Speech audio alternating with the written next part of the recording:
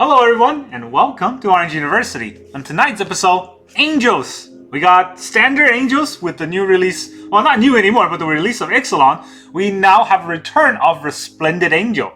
Now, the problem with that is I didn't crack any of the new Resplendent. Let me just show you. This is what the new Resplendent Angel looks like. Didn't crack any, but we still have the old Resplendent Angel from when I was playing in M19 days, so that can, slide into the deck very easily, so that's how we have this deck. It's still standard legal, but it's just an older art, so don't get tricked by that. This is very similar to our Collected Company Angel deck on Explore, except way worse because we don't have Collected Company. Luckily, in Standard, we don't have to kind of combo off on turn 3 or lose, right? So, the deck is kind of hoping on Giada being in play early game so that we get that tempo advantage. And then, with Giada being a mana dork, we can cast 3 or 4 mana Angels, and then back it up with Boon-Bringer, and then eventually Steel Seraph for endgame finisher. Kind of the idea of the deck. We don't have a lot of crazy combo, with just a little bit of synergy with lifelink, right? Or life gain. We have Voice of the Blessed to help us gain, whenever we gain life, Voice of the Blessed can become better creature. It gets pumped, but also if it has 4, it has flying. If it has 4 or more +1 counter, it has flying and vigilance. If it has more than 10, it's also indestructible, but I don't think we'll ever get there. Flying vigilance is already pretty good. Then we also have, let me just go through the whole deck one by one. We have the early game, Lunarch Veteran to help us gain life. We also have 3 Skrelvs to help protect our Giada, because Giada is kind of center to the deck, right? So then we have 3 Giada. Again, legendary, you don't want to have too many 2-offs in your deck, because with the Shuffler, it's just going to get stranded in your hand. But Giada is a great Angel mana dork that also pumps other Angels when they come into play. And then we have 2 Soul Partition as our pseudo removal because we are a very tempo-driven deck. So if we can get through just a turn, we might be able to win anyways. 4 Voice of the Blessed, of course, for that life gain synergy. And then we have 4 Inspiring Overseer for that pseudo card draw in the Angel deck. Card advantage? Not really, but you can play a creature and then get an extra card from that. That's not that bad. We also have 2 Kaya's Command, which we want to put a +1 counter on a creature we control and it gains double strike, right? That's kind of the best part of Kaya's command to get through a finisher. We can also use it to search for a playing. Not that good, but it's something. Gain life is probably the worst, Scry 2, right? Gain 2 life, Scry 2. And then 2/2 Construct, well, we need a block? Maybe. But honestly, it's usually going to center around the +1/+1 counter and double strike. Then 4 Resplendent Angel, whenever we gain 5 or more life a turn, we get a 4/4 Angel. Pretty good. And then tap 6, we can give we can give Resplendent Angel +2/+2 and lifelink so that we'll always get that 5 life gain on that turn when Resplendent Angel attacks. It's pretty good.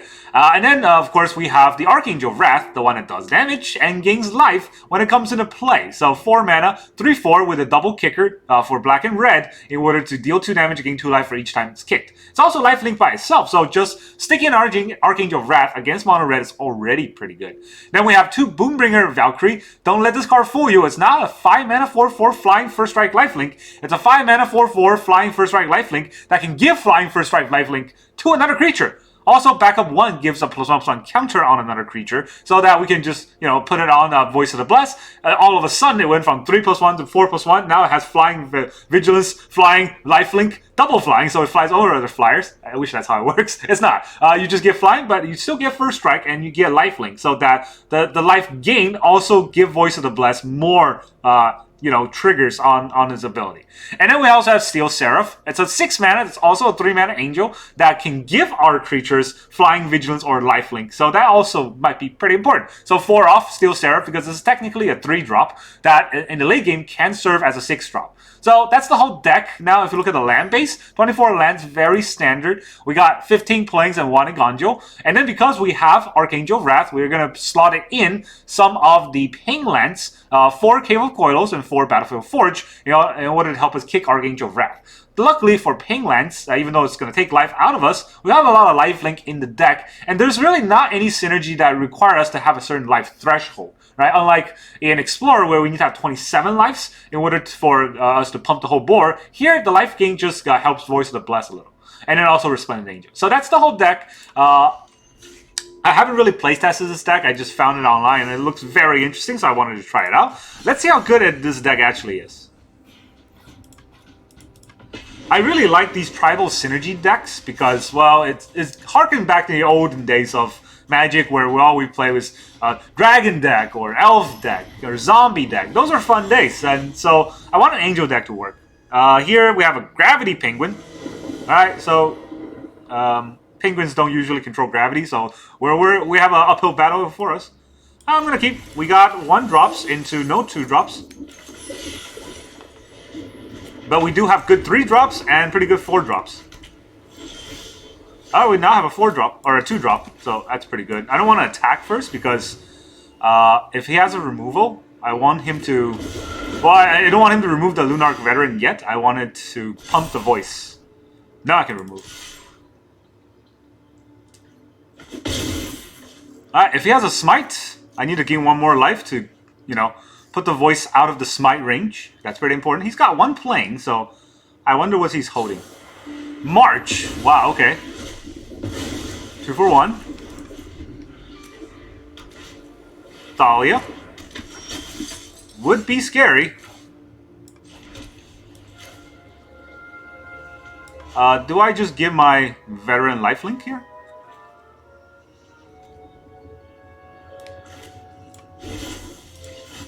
Or not lifelink, flying here?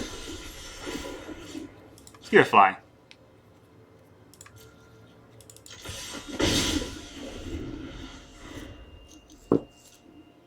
Mono white. Here comes a Brutal Cathar.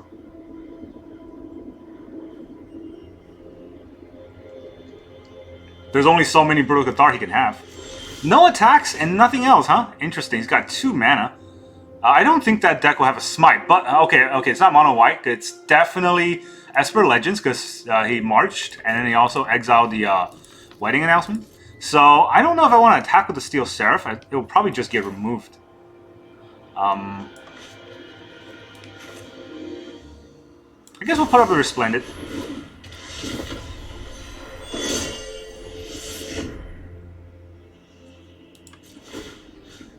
I'll give this... Now, giving a Vigilance actually wouldn't help too much.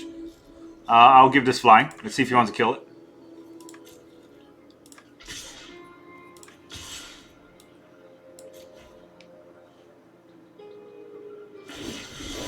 Eiganjo. I know he had a trick somewhere, but... Playing Eiganjo instead of playing out the land? That's interesting. It's a mono-white. It's a mono-white deck so far, but it's got a weird sort of a play pattern to it.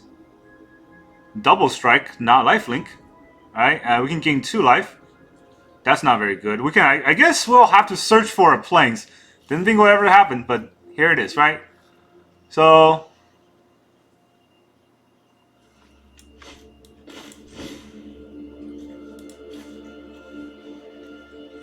this is pretty good to give double strike too, but I guess... If I gain 2 life, I don't actually have lifelink here.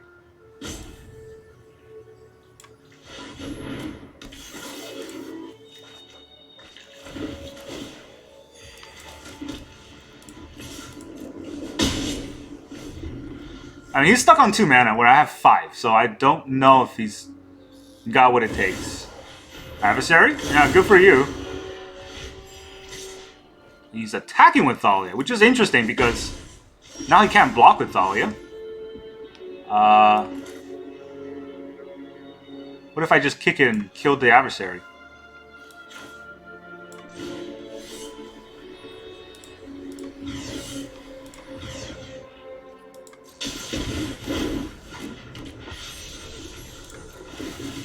And quits. I mean, my hand wasn't great, but his hand is way worse. But that's what he gets for playing a weird, janky deck. I mean, it looks like a mono-white aggro, but weird mono-white aggro because he has Thalia into Wedding Announcement, which kills his Wedding Announcement, but he also has March, which Thalia also kills the March. I don't understand it at all. I had a horrible opener after the 1-drop, but everything else kind of was okay. The 2-drop got removed. The 3-drop got removed. We have another 3-drop. There was questions of whether or not... Okay, I'll goes first. This is Skrelv into nothing. I don't know if I can keep this hand. Give some mulligan. Alright, we have nothing into nothing. We got to mulligan this too. Mull down to 5. Alright. Keep. Soul Partition will only slow them down for 1 turn. But we're going to have to get something out of this, I guess. I'm going to leave.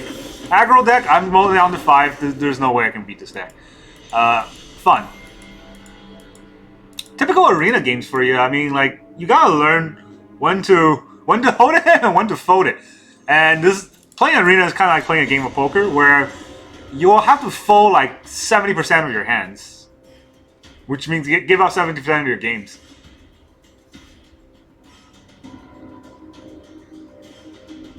You can change the art used to represent your deck. Sure. Alright, we're playing against Orange Cone? Like an orange? Oh, wow. Look at that. Look at his hand! I'm gonna keep. Whatever. I have to learn how to play this deck. I think that last game I should have kept that hand even though it was horrible. I think most of the hands you'll draw with this deck will be pretty bad. What the heck is this?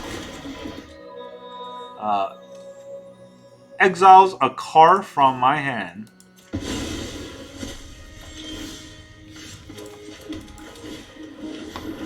Just exiles a card from my hand? That's it? 2 mana while one discards a card? Wow, okay.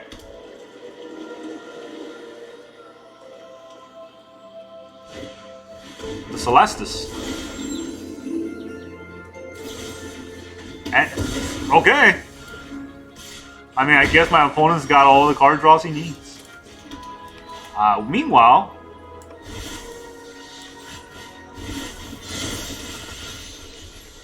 I don't know, Vigilance. Doesn't matter.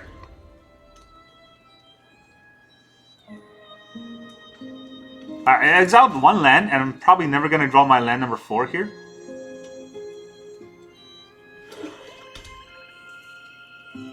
Ah, the beauty of magic. Braids! Oh boy.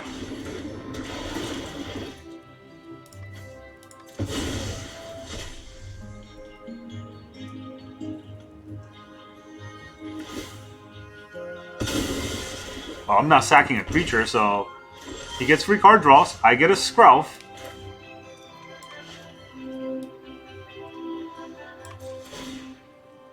Guess I'll give a lifelink.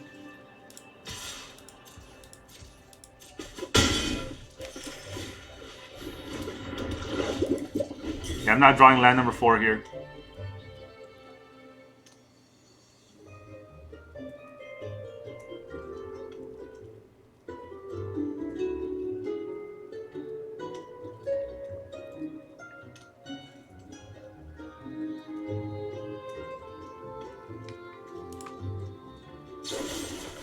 Bitter Triumph. Do I want to save my Steel Seraph? Probably not. He pays the life.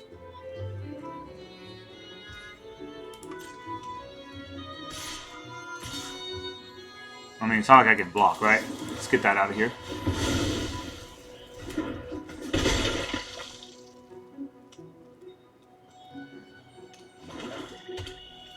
He does have 5. You can play it back out next turn.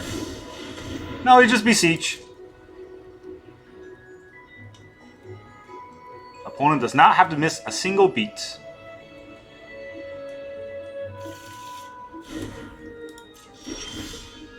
I mean, I have to miss like every beat, but our opponent's doing just fine.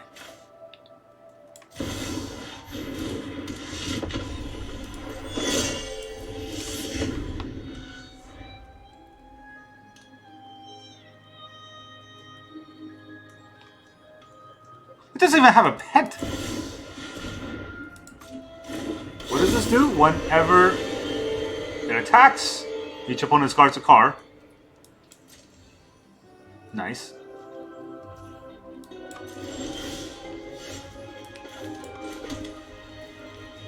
I mean, I can Archangel. I don't know if that would do anything. I'll have to discard a card, right? The last card left in my hand, so yeah, let's not play this out. There's no way we can get through with enough damage. I can gain 3 life, and then the Braids come out, and then I'll just have to die the turn after, because I'm not drawing any more cards. So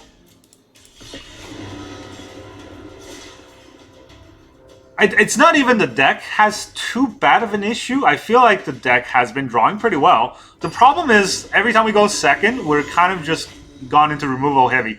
Removal the deck our opponent's always playing. And we always go second. So that's kind of the worry that I have with this kind of tempo, more aggressively tempo deck. And yeah, I mean, you know, that is how you play Arena. And this is something that you always have to think about when you play Arena, is that you're always going to go second. And if you go first, it's like you know, New Year, Christmas Eve sort of stuff. In fact, I'm going to show. When on Christmas Eve, I'm also going to go second every game. Because that's just how it goes. But at least we might be able to, you know, use that as a strategy. Pathetic. Mono red. Why don't you learn how to play the game?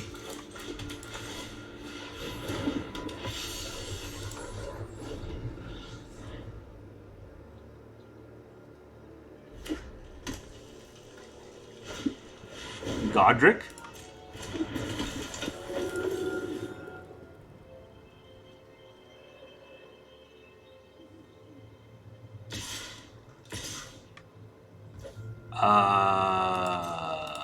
What?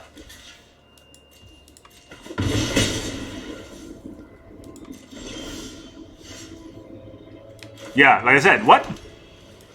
Okay, well, this doesn't gain us any life, but at least it's a 4/4.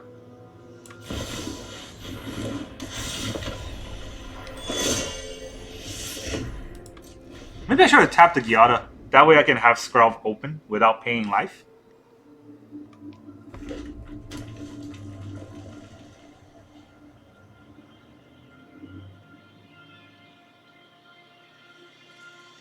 This is not an Angel, by the way. Charming Scoundrel. Okay, Godric's gonna flip.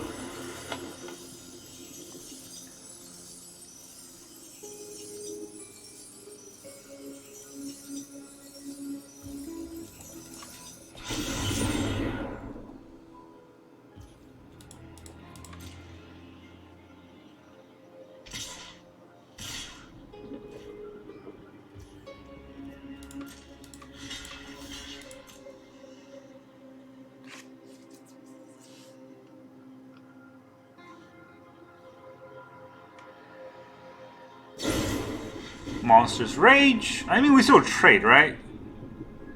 I can't do anything about that.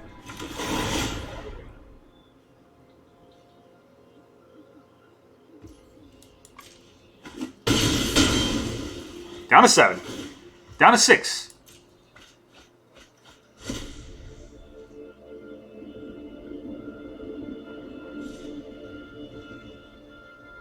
I mean, God forbid we draw any of our life-gaining cards instead of this crap.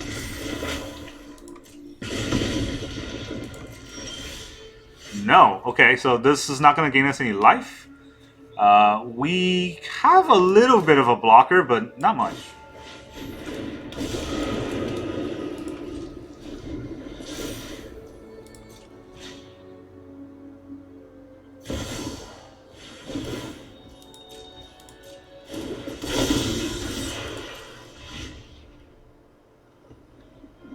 I mean, I'm just going to quit. What am I doing? Look at his hand! No card gains life in a deck that's full of gaining life. Yep. I mean, this is what I get for going second. I deserve that. 4 Archangels of Wrath. Not a single one in my hand against mono red. I've never had any issue drawing Archangel against all the other decks that didn't matter. Yeah. Let's go with the next game. Shaker Rabbit. Shake Rabbit? Shaker Rabbit? I don't know. Hey, we're gonna go first with no 2-drop. Oh well. You know what? I already gave up on trying. Let's just play. Mulligan is for people who play best of 3s. Look at that. No 2-drop. Well, take the 1. This is other creature, right? Choose another target creature, so I can't target itself. Amalia. Great. That's exactly what I want to see. What is the Warp pay 3 life? Yep.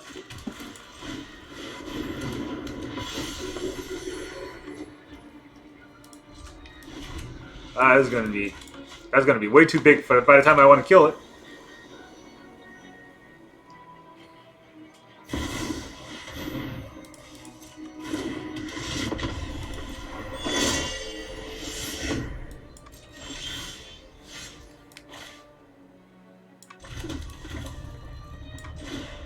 We'll play my Giada. I'm not sure it will do much, but it will stay on the board. Next turn I can double kick the Archangel. So there is that. Let's see what he actually does this turn. And whether or not I can still have a next turn. Because the Resplendent is scary, but...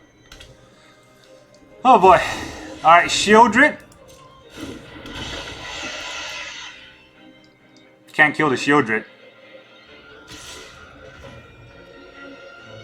Attacks for 3. No blocks.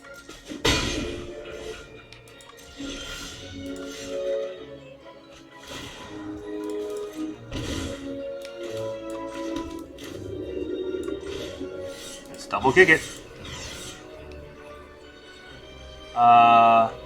Is it auto pay, right? Yeah.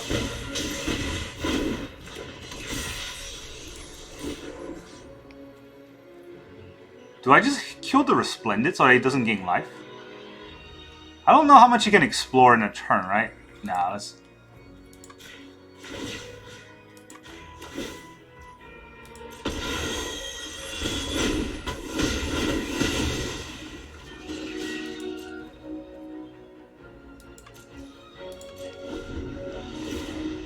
you didn't gain that life.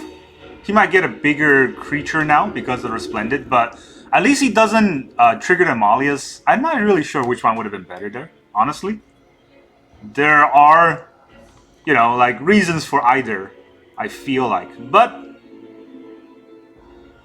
I guess I'm playing too much Explorer that when I see Amalia, I know I have to kill it.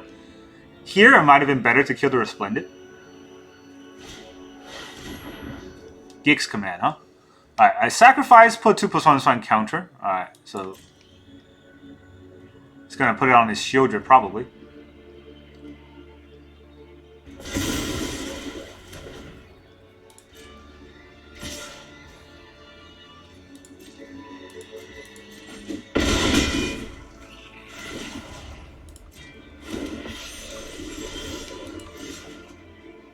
Yeah, lots of Resplendent back behind their Resplendent. Probably not going to be good enough. I can kill their Resplendent. They still have a 4/4, but might be warranted here.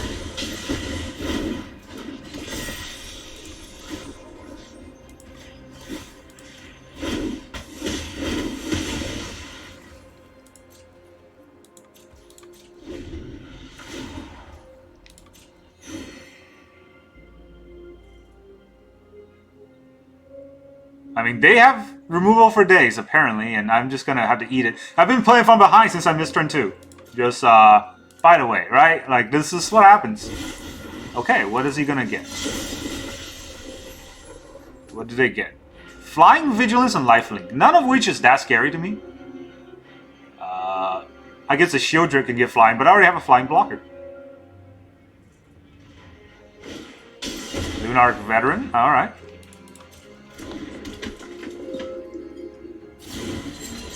Gumdrop Poisoner. What is this? -X, -X, right? Yeah. Vigilance.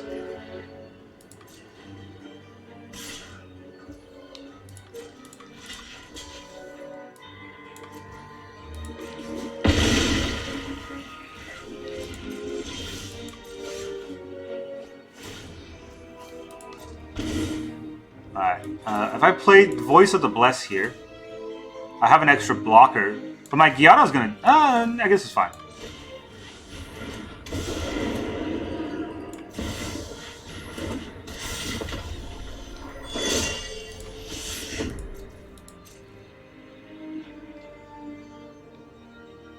You can double block.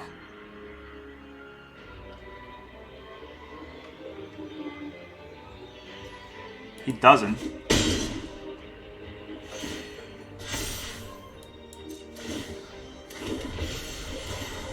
Gives me a 7/7. That's pretty good. I can protect the 7/7 depending on what he has.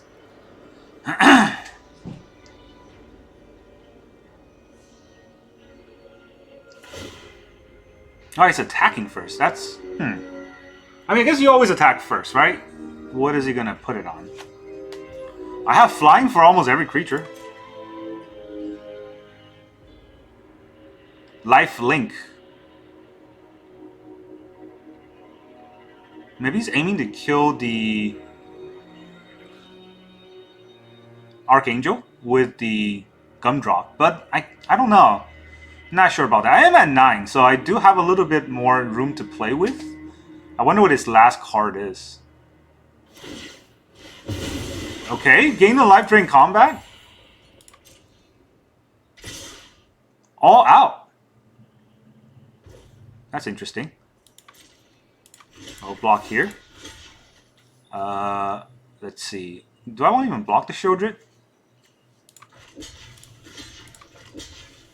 I'll take the 4. I'll go down to 5.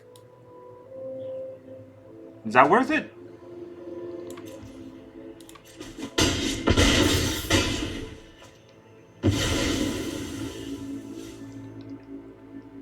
Now what?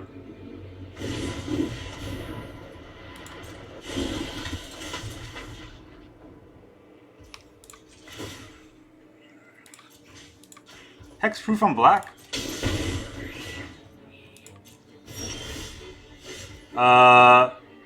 Did he just kill himself? Alright. That was a horrendous play. He had advantage the whole time, gave it all away just to attack me when I'm not dead. So yeah, that was a bad play. I think he should have killed the Archangel with a double block when he had the chance. That way, I wouldn't have an easy way to life gain. But hey, who knows, right? We got to win that game because our opponent was bad, but also because I was very good at that game. I knew exactly what everyone was going to do every single turn, and that's what makes me the best player in the world. Resplendent Angel, by the way, it's good. We saw how good it is our opponent played it. We also saw how good it is when we played it because that's how we won with Giada on board. Every time an Angel comes out, it gets bigger and bigger. That's kind of the idea of the deck. Hard to pull off, but when you do pull it off, it's actually pretty fun. That's really all I got for today's video. I think it's a good deck, but it's just very simple, right? There's not much thinking in terms of what you should play. More so as to hoping you draw the right cards, which isn't that fun. But there are a few smaller dimensions to decide on, like should you play Archangel on 4 or should you wait till you can kick it to deal damage? What should you do with Skrelv? Should you keep it to protect or should you use it to pull more damage in for your lifelink? Right? Those are all things that we need to think about. That turn where I attack with the Archangel, of course I could have used Skrelv to get the Archangel through, but the problem with that is even if I can get the Archangel through, on the backside of it our opponent could attack and then they'll have free reign on whatever removal they want. That would have been horrible. So it's kind of the idea of the deck. Playing around it, playing Steel Seraph really gives our lifelink a home, and that lifelink really can help us, pump the Voice of the Blast, get the Resplendent Angel, all of those things. Pretty fun deck. It's not that strong. I think it's tier 2 or tier 1.5 maybe, but it definitely is easy to play because it's monocolor, and you don't have to hate not drawing the right color to play your cards. The only multicolored card is Archangel, and that's just the kicker, right? And so yeah, that's all I got for this deck. I highly recommend you playing it. If you like angels, who doesn't like angels, right? And this is a fun angel deck. That's all I got for you today. Thank you very much for joining me, and I will see you guys next time.